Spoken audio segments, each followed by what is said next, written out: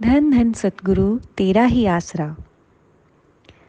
आप फरमाते हैं कि अल्लाह के सिवाय सब कुछ गैर या पराया है। उसकी बंदगी ही हमारा अपना काम है। बाकी सब धंधे जिनमें मन उलझा रहता है पराया काम है।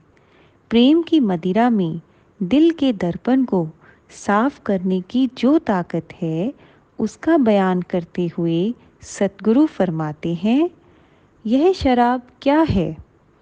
कहते हैं, मैं कुछ नहीं जानता सिवाय इसके कि दिल के प्याले पर लगा जंग उसकी एक ही बूंद से साफ हो गया, और ऐसा साफ हुआ कि मैंने उसमें अपने प्यारे का मुखड़ा देख लिया।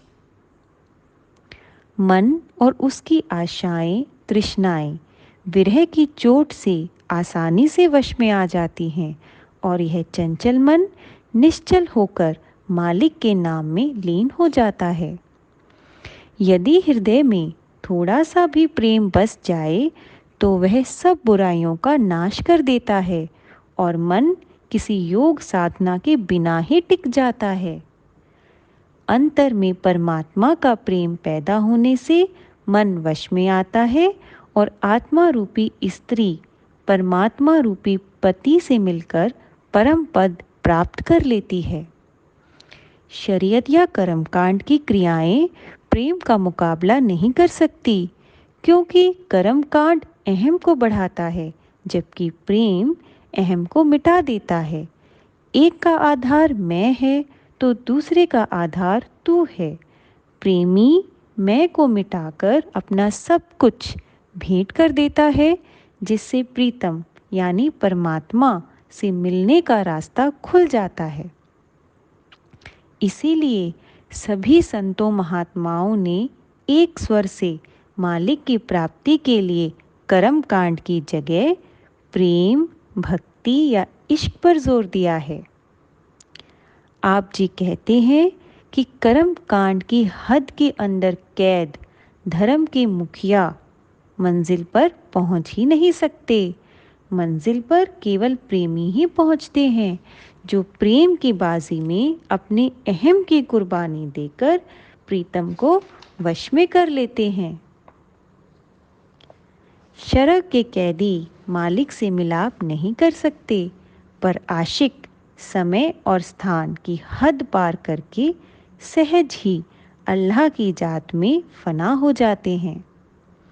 आप फरमाते हैं कि परमात्मा के आशिकों की राह निराली होती है और वृत्ति अनोखी होती है।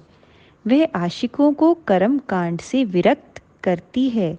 प्रेम की चोट लगने पर काजी काजी नहीं रहते। जिन्हें परमात्मा खुद पुकारता हो, उनके लिए दुनिया की तरफ लौटना मुश्किल हो जाता है। कर्मकांडी वुज़ू और सजदा करते हैं और किसी खास मुकाम की ओर मुँह करके नमाज पढ़ते हैं।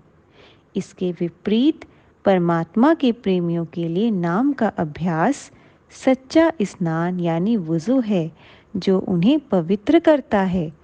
वे हरदम मालिक की बंदगी करते हैं। उनके लिए हर जगह मालिक की बंदगी की जगह है।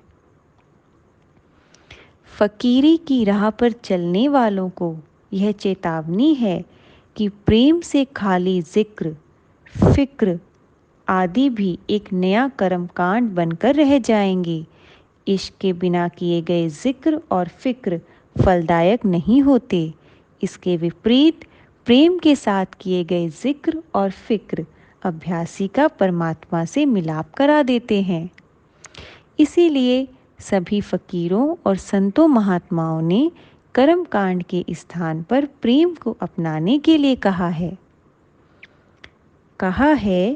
काफिर को कुफ्र और दीन वाले को दीन दे, पर अतार को दिल के दर्द का कन बख्श। राबिया बसरी कहती है, मस्ताने होकर प्रीतम को सजदा करना आशिकों की सच्ची नमाज, और दिल का दर्द भरा सोज उनकी सच्ची कुरान है। ख्वाजा हाफिज मालिक के इश्क से खाली भक्ति के साधनों के बारे में कहते हैं, जो शख्स दिल में तेरा प्यार नहीं रखता, बेशक उसकी इबादत फजूल और झूठी है। अपनी जान देना आसान है, लेकिन तेरे प्यार से दिल हटाना मुश्किल है।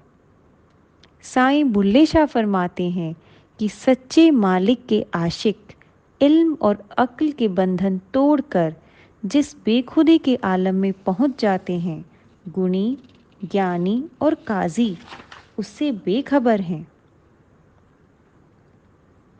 गुरु गोबिंद सिंह जी ने भी बड़े प्रभावशाली ढंग से समझाया है कि संसार के सारे प्राणी अपनी अपनी अकल के मुताबिक अलग अलग तरह से मालिक की बंदगी में लगे हुए हैं, परंतु उससे मिलाप करने में केवल वे ही सफल होंगे जो उससे प्रेम करते हैं।